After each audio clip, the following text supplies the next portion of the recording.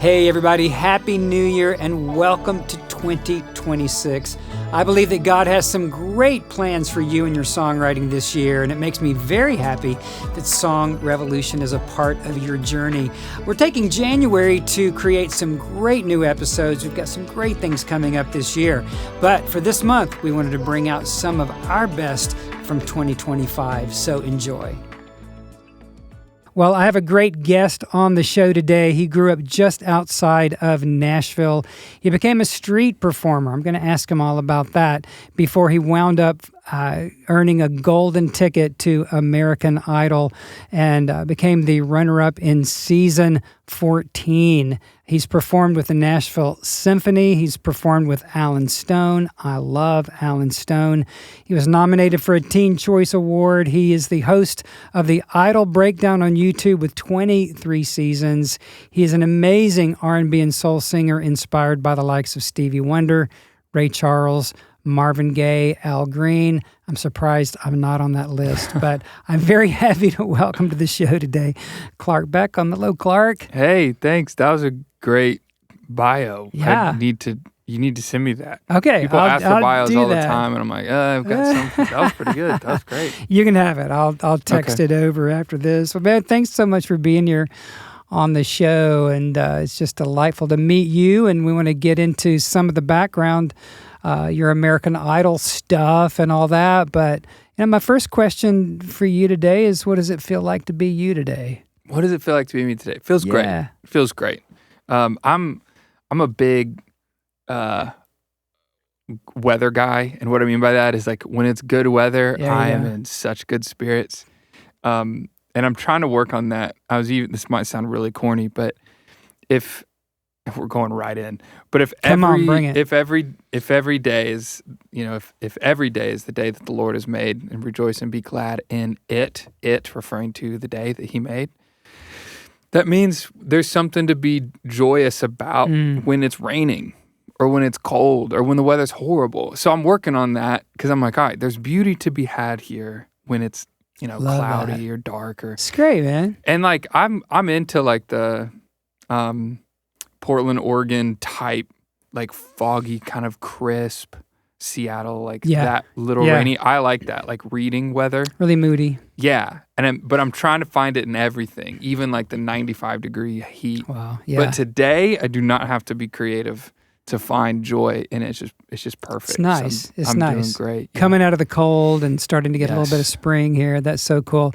I was at Integrity Music years ago and in my office, and I think I really suffered from that seasonal affectation thing, And my assistant walked in one day, looked at me, said, "Chisum, get a sun lamp." Yeah. Okay.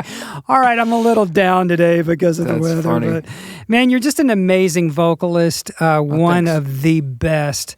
Obviously, just so incredible. And so take us back a little bit, season 14, American Idol. Who even won? You were runner-up, but who won? My friend Nick Fradiani was the winner of my season. And then, I was right behind him, second place. What was that like? You're interfacing with these iconic, artists and people that are the judges. And what was that like? What was the best of it? What was the worst of it? And I loved it. And, people want to ask, people ask often, what was it like? And I feel like people expect, and maybe it's the common narrative that former contestants give, us to say, it wasn't all that, or kind of dog it. I loved it. I loved every second of it. From when I auditioned in Nashville at the Music City Center, all the way to the finale, when, as my old football coach would say, when I got first place loser on the day before my birthday, May 14th. I know. Oh, dang. And then my birthday was actually when we had a 3 a.m. call time to start press, which was crazy. That is crazy. But anyway, I loved every second. There were things that happened that I could have had a sour attitude about, and I could tell you about it, and then you would kind of give me permission to have a sour attitude, and everybody would be like, oh, that. But you have to see things as they are. And the reality is, I was a street performer who couldn't even get into a bar on a bar stage. And now I'm on national television and they're giving me a shot. They're letting me sing and then telling me their critique. Before, all I wanted was someone to hear me sing before they said no, but they'd just say no before I could even do anything. And so to have American Idol, the legendary, one of the greatest television shows of all time, actually give me their ear, and then even better than that, say, yeah, let's go. Let's send you to Hollywood. Let's go to the next round, the next round, the next round. Then you get passed off to American voters. And for them to say, yeah, let's go. We want you. Let's go. Next round, next round, next round. Cool, yeah.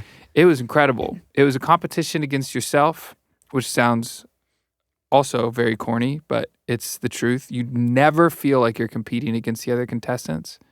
So the friendship and relationship that you gain with these people who we're all just these talented misfits that are nobodies, and then we're being raised to national fame, international fame together, and all we have is each other. So that relational bond is so genuine and so tight, and it's not something that's put on for the camera.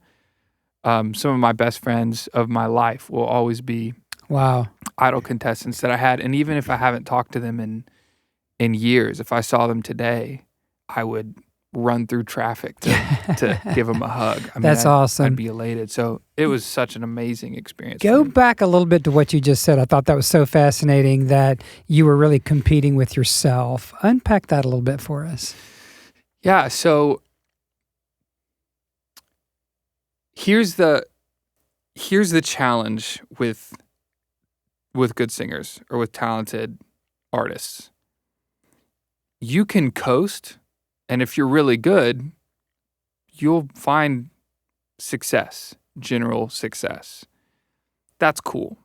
But what would happen if you did everything within your power to realize and then reach your full potential, not your half, your absolute full potential? And how close to that can you get? Great book by John Wooden on success. He said, John Wooden, one of the greatest basketball coaches of all time, he said that success is not measured by data or like a win or loss column or anything like that. Success is measured in how close you can get to your absolute full potential. He said his most successful season, he won like 7 or 8 national championships. He said his most successful season he ever had as a coach, the team like didn't even make the tournament, much less win the national championship. And he's like, that was a team that got closest to their full potential. So when you're competing, when I say competing against yourself, are you gonna, no one else is gonna know what that full potential is as much as you do? And are you gonna coast by and then I heard someone say, excuses are just permission slips for mediocrity. Like, is that what you really want? Yeah. Is that what you're going for? You know, just so it's elimination of all the things, whether they're excuses or other obstacles, where you can actually strive for your best, even when if you didn't do that, everyone would still say you're great. Can you find that intrinsic motivation to reach that ultimate level? That is the game. That is the competition with yourself that we all face. I love that. What was the most, other than maybe coming in runner-up, was there another moment that was really disappointing where you thought, I've let myself down? Or did you feel like you were constantly, growing and doing better as the show went on? Yeah. The finale, like the announcement of Nick winning, was actually a really wild experience because 2 things happen at the same time. You're rejected, right? You'd lose. By America. That's right. And 2, your best friend in the world just won American Idol. And it really does feel like, would you say you have a best friend, or can you think of who's give me a name? Like one of your best friends. Oh my gosh, one of. that's Let's not so say best. hard. Oh gosh. Or just say good friend. That's a good friend. First thing that comes to mind. Raymond. Yeah. Raymond won American Idol. Yeah. How would you react? Yeah. That's exactly how I felt when Nick won. Yeah. At the same time, feeling like, hey, you lost. So that was a wild moment. It's conflicted. It's weird, man. Yeah. Because it was also like I trust God. I know that He didn't lead me here just to drop me. Everything is for a purpose. My steps are ordered. I believe that. And I knew that, but I still was hurting about it. You know what I mean? So you grew up in the church, have a Bible background, and so you carried your faith into that arena. What was that like?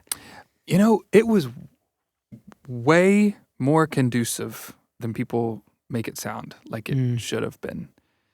Most people make American Idol and really any type of entertainment industry platform very antagonistic toward the gospel or toward Christianity.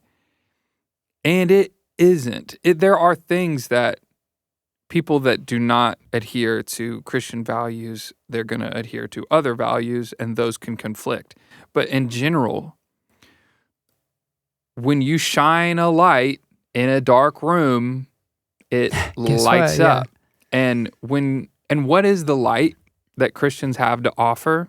Bible says that what makes us different, how people will know we're Christians, is our love. And that love, that word agape, is godlike love. It's love that's described as caring more about the person than you care about yourself.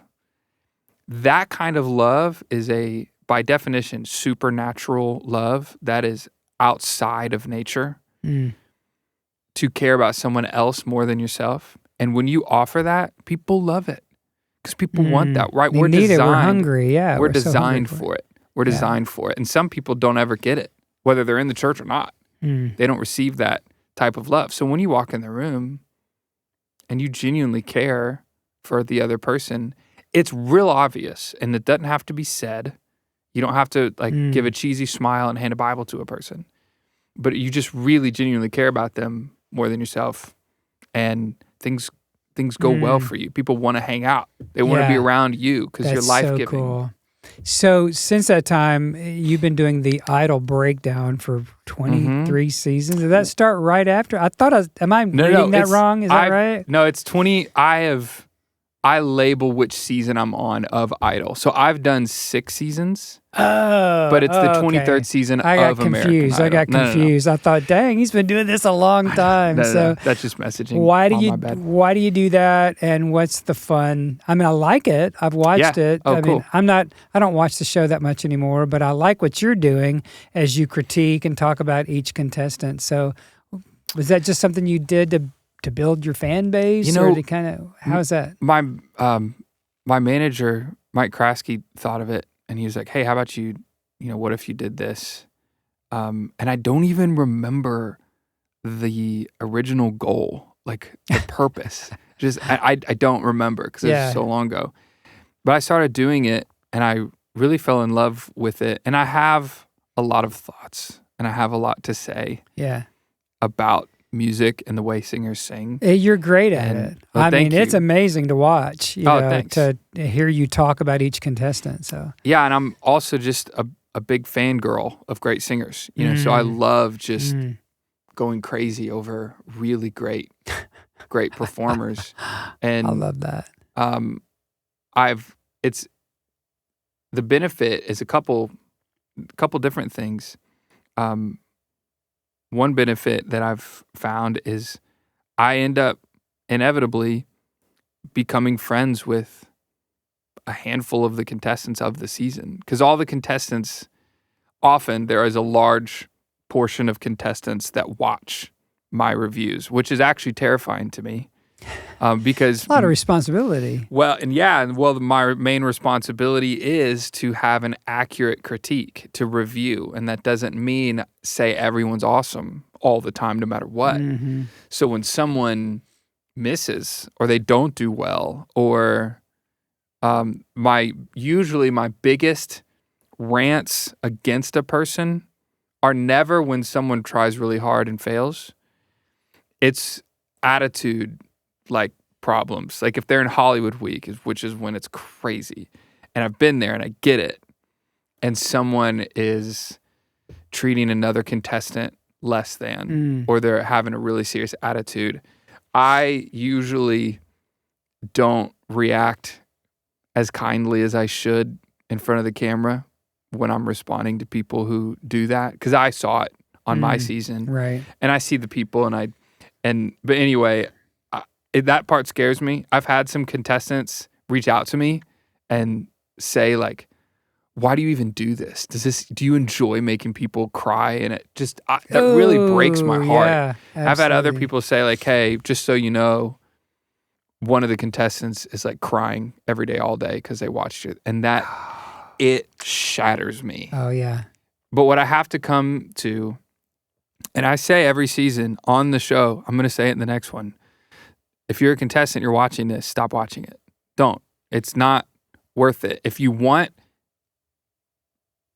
advice, if you want some feedback from me, DM me.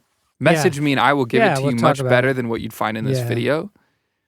But what I came to is they have to take responsibility for what they expose themselves to. They know what this is. They know what I do. I review and I give an honest opinion. And that's their responsibility of what they take in, just the same way as it's their responsibility to not look at comments, on random YouTube videos. It's so hard, though, when we're all affected by that, aren't we? Yeah. And I watched, when I was on my season, there was a review series, and I watched every episode. Wow. And so I get it. It's hard not to watch, but still shouldn't. Take us back. Take us back. I'm so intrigued by the street performer thing. Because when I walk by street performers, I think, oh, that's sad. I kind of feel sorry for them. And so what, you grew up in the church singing, and obviously you had already discovered your voice.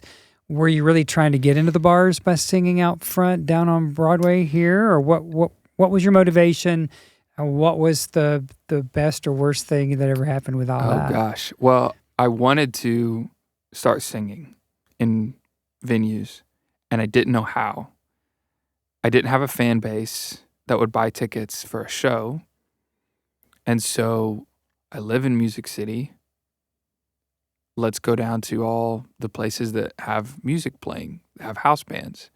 So I reached out. First, I emailed about 47 different restaurants and bars and stuff. And I got 2 replies. One was, this email address does not work. And it's like incorrect address. Address not found. Yeah, exactly. And then the second was just a no thanks. Like no punctuation, just no thanks. And so then I went physically, like just from bar to bar, like literally, and I had CDs in my hand and I was just passing CDs to everyone. I was like, hey, I'd love to sing. I'll sing for free. Like I'll just have a tip jar in front, which is pretty much how it goes anyway in Nashville. And I was like, I'll sing anywhere. And I'll sing for free. So I just started passing out CDs and offering myself. And I'd come back around and, some people would be like, yeah, I got your CD. And we started playing it, over the speakers. Like, wow. And they're like, yeah, we didn't really like it. I was like, okay, I guess I'll go to the next place. So there's a lot of that. Yeah. And then I went to B.B. King's Blues Club, which is the place that played the music that I loved the most in Nashville. And I was like, hey, do you guys have singers? And they kind of just looked at me weird. And granted, when I was 18 and I was doing this, I looked like I was 13 years old when I was 18. I just looked like not the kind of guy that would be singing on B.B. King's stage.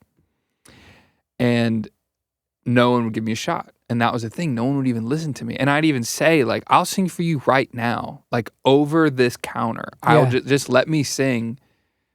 And nobody would even hear me before saying no. So I was like, all right, well, I guess I'll just open my guitar case in front of their restaurant and maybe they'll hear me then. And I had this dumb, romantic, kind of arrogant idea that I would start singing and then a crowd would form. And that did not happen. It does not happen when you're a street performer. It happens Once every 30, 40 times. Like there will be a group of people and one person will stop, and then there might be other people but it does not happen. It doesn't matter how good you are or what you're doing. So I started playing there to try to get them to hear me, and that didn't work. And then the foot traffic wasn't great on 2nd Avenue, so I got to like a prime spot, and I just started singing Let's Get It On and When a Man Loves a Woman, and just like very loud, soulful songs. I just started singing the top of my lungs, the loudest part of the song that was like a 15-second loop, and I just sing that. When a man loves a woman, da da da da da da da da da. I just sing it again. I just do that for 4 hours, and it was tough, and I actually got a lot of insecure habits from that, feeling like I had to do runs or people were going to literally physically walk away when they were listening to me. It was tough. It made me strong in a lot of different ways, but I also had some bad habits that I had to break after that. That's just amazing. I can't imagine standing on the corner and singing. I would be pretty insecure about the whole thing myself. But it was tough. Yeah. It was tough. Wow. But I'm happy I did it. And then wound up on American Idol. So, wow, what a story. We're going to take a quick break, Clark, and then come back. And I want to get into what you see in your future and kind of unpack a little bit of maybe some upcoming projects and just what you see God doing in your life now. Lovely. All right, guys, we'll be right back. Here's a quick word about joining NCS Community. What would it feel like to have 52 weeks of access to the right people in Nashville? People who've been making music for decades. People who can answer every question that you have about what pro-level music making is all about. Well, you can get that and more by joining NCS Community. Our community is a group of worldwide dedicated Christian songwriters who want what you want, to glorify God with your gifts and to get your music out there. I hope that you'll consider joining NCS Community today.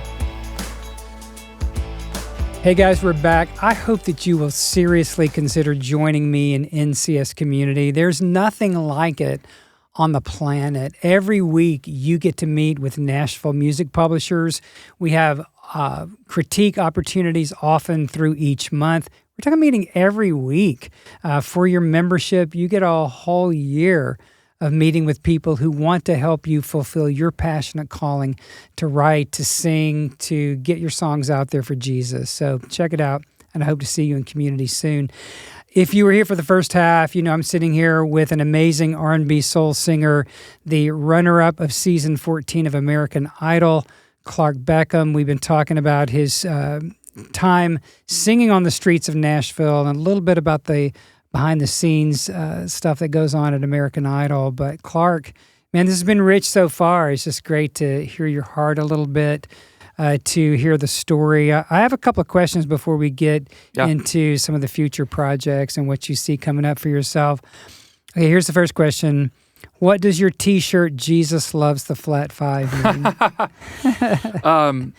There's a story behind it, and I'll make it quick, but I was in a singing ensemble, and we were singing, it's like 6 of us singing at a time, and we were singing this one little tag repeated of this song, and there's this harmony that I wanted to sing, and it was super dissonant, and it was quite the rub, and it was the flat 5 of the chord, or the sharp 4, depending on how nerdy you are. And I really wanted to sing it. So I asked the director, I was like, hey, can I sing this? And showed him. And he's like, whoa. He's like, that is so dissonant. I was like, but it's amazing, right? Like, it's so cool. And no one else could hear it because it was really a weird note. But he was like, all right, fine. If you're up there and you're singing and that comes, like, yeah, go for it. You can sing it. So we're at a service and we're singing that song, but we have alternates where we can save our voice, so we don't stay up there the whole time.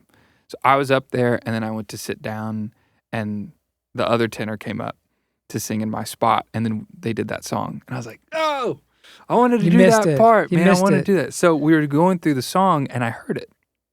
I heard that flat 5. And I remember lighting up and be like, oh, someone heard it, and someone's doing it. Like someone, like my idea that everyone made fun of, and it was like, that's too weird. Someone actually digs it, and they hear it, and they're doing it, on stage in the mic. It's awesome. Afterwards, I went to everyone. I was like, who did it? Who was singing that flat 5? Who did it? And everyone said, I heard it too. I thought it was you. No, and then looked around, no. and then you weren't there. And I was like, I wasn't singing it. Even in the audience, I wasn't singing. In the congregation, I wasn't singing it. And they're like, we all looked around. It was probably Janie. It was probably, and then I went to her, and I was like, did you? She's like, no, I heard it. I love But this nobody was story. singing it. Nobody was singing it. And everyone said, I couldn't sing that if I wanted to. And I decided to believe that God himself, or an angel that he sent, or Jesus, or the Holy Spirit, or whoever, decided to let me know, hey, I like that stuff too. And insert that note there. That's to a complete great that story. because he thought it needed it too. Yeah. So it's this reminder that God loves dissonance, and he loves complexity.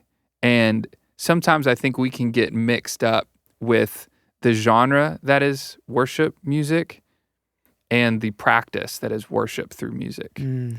And they do not have to, you can worship outside of the genre of worship, because the genre of worship is based off of a very specific, vital goal for the church, which is to give us a melodic and theological framework in the content musically and lyrically of the song to align our hearts with a right posture with God and good theology, and saying, God, you are greater. That is what worship is, and that is the goal of CCM, the goal of congregational worship music. But God is the author of the flat 5 too. Like he's the author of things that would not be good in that scenario of congregational worship. I'm even working on a project right now that is confusing to me in the way that I am taking these congregational songs that every church in America has sung 500 times. Great are you, Lord, goodness of God, graves into gardens. I'm taking these songs and I'm worshiping to them in my one-on-one time with God. And because I'm not leading a congregation, I'm playing the chords that speak to me and speak to him too. I'm singing runs and things that I love and that he is of and loves too. And I'm taking these songs and I'm making this like, unintentionally, just like flowing with God, these like jazz, soul, fusion worship songs. I've heard them. You let me hear them. Yeah, I sent you some. I love them. Thank They're you. fantastic. And so Jesus Loves a Flat 5 could even be the album title, who knows? But that's the idea, that he loves a complexity. He loves art. He loves art. Do you think people would get mad at me if I called this episode of the podcast Clark Beckham, Jesus is a music theory nerd? Do you think He's the ultimate theory nerd? You think I'd get some flack for that? He's the ultimate theory nerd. He's the sickest bass player ever. Yeah, of course. He has the deepest pocket of any drummer ever. Like, there's no way he can't. I hear he makes great wine too. I don't know. That's biblical. Just biblical. So. Hard to argue against. That's an amazing story. I'm glad I decided to ask that. I just saw that on your website. Yeah. And I'm like, okay, I know what a flat 5 is, but why is that important? I love that story, man. So nobody ever found out. I mean, it was nobody. The Lord. It was the Lord. Yeah. Oh man. No one. Yeah.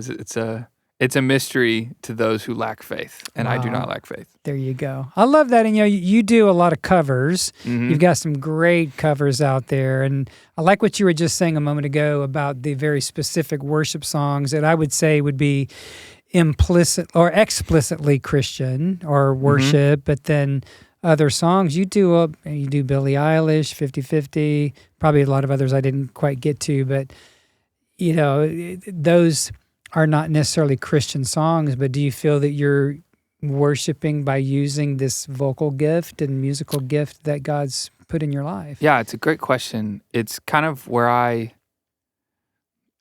how I see it is art in general. The goal of art at its ultimate level is to connect emotionally to the song, and then consequently you as a listener connecting emotionally to what I'm singing. So when I sing songs, like I've written a lot of songs that wouldn't be that would not appear on K-Love, right? That wouldn't be in the worship genre.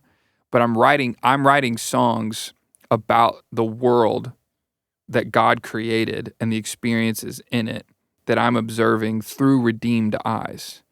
So I am not writing, and I will not sing, even if it's a cover, anything that is promoting the wrong thing, that is promoting sin, that is promoting a destructive lifestyle, which is sin. Ever. We'll never do that because there's just nothing worth potentially leading anyone down a path, making sin or destruction sound cool at all to anyone, period. But I believe that God is the author of art, that he's an incredibly creative God through melody and harmony and rhythm and even poetry, in other words, lyrics and songs. And when we do that well and we connect to real things, real emotions that we go through, I do think he's in that just as much as there's a great Olympic runner that said, God made me fast, and when I run, I feel his pleasure. Mm-hmm. God made me like really nerdy, weird chords and harmonies that some people really love, some people don't. But when I play those really wild chords, when I take these beautiful songs by Adele or Bruno Mars or Stevie Wonder or Ray Charles, and I express my emotion through them, I have to believe God is the author of that expression. That's not, because if it's not, then whose is it?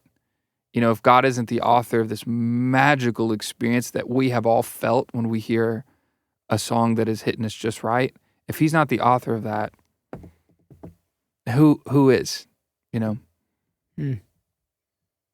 Beautifully said. And Thanks. when I hear you sing, it is the Eric Little experience, the runner who said, I feel God's pleasure. And I hear God's pleasure when you sing. And it's you're kind of a freak of nature, bro. It's like it's like the rest of us are like, dang, I don't think I'm ever going to sing again. I'm just kidding. So what's the future for you? I know that educating folks, you know, that this educational thing is really important for you. Why is that, and what can you share about what's coming up in your life and around that? Yeah, with education, I have a degree in history. I went to Lee University, which is known for their music.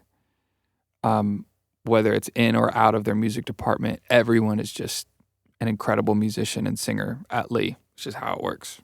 We've had a ton of success in reality singing competition shows from Lee. Yeah. I was proud to represent Lee and Jordan Smith, yeah, on The Voice and many more. Yeah. But when I was there at Lee, man, I totally just lost what we were talking about. What was the question? Education coming up. Education. Yeah. You're cool. When I was in college, and to this day, when I see a lot of people have a goal to get better at music, in my opinion, many of the avenues that people will take to get better are not good for what they want. For example, I want to learn how to play piano. I'm going to go take piano lessons. You're probably going to learn classical theory. You're probably going to learn how to play classical music. Now, some of the greatest piano players I've ever heard will swear by, you have to start with classical. You learn everything. If you learn classical, you can do everything. That's great. I tried it, was miserable, and I hated it, and I never want to touch piano again. So for some people, reading music and doing it the classical way does not help, and it is not the path to playing for them. Wasn't for me. And there are also a lot of things with music that people don't know because they're afraid to admit that they don't know. And so we all just say these terms that no one knows what they mean, but we just kind of laugh and hope that no one checks us on it. What's an example? Do you know? 9. Wow, that 9 chord. What is a 9? It's like, I can't tell you how many times someone has played a different chord, just a chord with a bunch of notes, and say, it's crazy. It's like that 9. It's like a 9. That 9's crazy. And I'm like, you have no idea what you're talking about. And it's fine that you don't know what you're talking about. Just instead of trying to pretend that you know what you're talking about, just ask what it is. Whoa, that's crazy. What is that? It's an 11. What's an 11? Oh, it's this. What's that? Like, just be open to ask. Because the best players that I know, the smartest musicians that I know, all of them are curious and are totally secure in their ignorance. They are totally fine with going, what is that? I have no idea what that is. You have to tell me like I'm 5. And the people that don't get any better are so afraid because theory seems very mystical to a lot of people, where there's just like, whoa, too much. So my passion with education, I've got music theory courses that I sell online, are like, okay, how do we make this real simple? No judgment, no shame, so that you know exactly what a major 13 is, or a dominant 9 flat 5, whatever. You know what it is, and so that you don't have to be that person that just laughs and hopes that no one checks you when you say 9 or dominant. Like, you know what I mean? So it's something that everybody wants to know, but everyone's too afraid to like take the steps to really learn it. So I've made online courses that make it very, very simple and show everything that I've learned in my 10, 15 years of playing that I've picked up from these great players in a way that's really simple and kind of demystifies the whole world of music theory. That's so cool. I love that. And we'll put links to your courses and your website and contact information in our show notes. We don't teach that. That's not our gig here at NCS. We teach songwriting and we have artist development programs, but our thing is really more, my thing has really been more about great songwriting, which the theory can play into it, but it's not the main thing. We don't teach guitar, piano, voice here. We're not, we don't teach music per se. So I love what you're doing. I think that's really fantastic. And I have a lot of theory in my background, but please don't test me. It'd be really nice if I don't embarrass myself. That's funny. Clark, just the last question today. What would you say to an aspiring young artist who maybe feels confident in their voice, maybe they don't, but they feel a passionate calling to communicate? What would you say to encourage them? I would say that the answer is not fancy, and a lot of times in the culture that we're in the information age and the age of podcasts and YouTube videos and reels and shorts and TikToks, we're constantly looking for this magical little, oh, that's it. We're always looking for shortcuts. I heard somebody say, the hard way is the easy way. There are no shortcuts, or everyone would do it. So, I mean, there are obvious shortcuts like AirDrop. That's a shortcut. Great. Everyone does it. It's no longer a shortcut because everybody does it. But this like new path where you can just cut out all the work it takes to be successful or to be good, be talented, it doesn't exist, doesn't work. So I would say 2 things. 1, work really hard at getting as good as you possibly can at the craft, at what you're doing, whether that's songwriting, singing, playing, or all 3. And then give your permission to not like it. There is this romantic myth that we're going to be obsessed with music and what we do, and we're going to love every day, and we're just going to be living the dream. And I remember thinking there was something wrong with me because I did not feel that way. I love music as much as I know, as much as anybody loves music. But there were many times, and are many times, where I do not want to touch the piano. I don't want to sing. I don't want to think of an arrangement, a rearrangement of a song to cover. I don't want to go to the songwriting session. I'm hoping they cancel. There are times like that happens, and I thought something was wrong with me. Like maybe I'm actually not meant for this industry. Maybe I'm not meant to be. That is a lie. It doesn't work like that. You have to have, this is a great book called Grit, where she explains that you don't follow your passion per se. You work really hard to get good at something, and when you get good at that thing, you become passionate about it. So take that approach to music, really go for it, and allow yourself to not enjoy it all the time. Beautiful. That was great. I feel that. Yeah. It's crazy. I felt some of those same things, and that gives me a little bit of explanation for maybe my own grind, Yeah. So, and it's okay to not want to do music. Someone was like, so-and-so, they're just not obsessed enough. I'm like, well, count me in, bro. I'm not obsessed enough either. I'm not obsessed. Like sometimes I'm obsessed with something in these micro moments of flow state, but there's so many times I don't want to do what needs to be done. And you just dude, that's me in to do spreadsheets. It's like, Oof. oh my God. But you get it done. You got to do it. You got to do it. Well, Clark, this has been rich. I hope you'll come back on the show and share some more of your heart and life and wisdom. I know our audience will really resonate with you and your story. Would love that. Thanks so much. Thanks for having me. All right, guys. Clark Beckham, awesome guest, awesome talent, crazy, amazing singer. I hate his guts. No, I didn't. I didn't say that out loud, did I? Crazy, great singer, just a great heart. And so go check out all of the links in the show notes for Clark's work, his courses on theory. If you think that'll help you, I bet it will be amazing, and we'll try to get him back on the show soon. Check out the NCS 2025 Songwriting Challenge. Download the guide, jump in. Be sure to join us for our first Monday of every month, free songwriter training. Follow the podcast, jump into the articles. Everything over on NashvilleChristianSongwriters.com is there for you. We love you. We'll see you next time. Thanks for joining us on today's show. If you got some value, please help us share the love. Leave a like and a share and a good review. Be sure to check out everything that we have to offer you at NashvilleChristianSongwriters.com. We'll see you next time.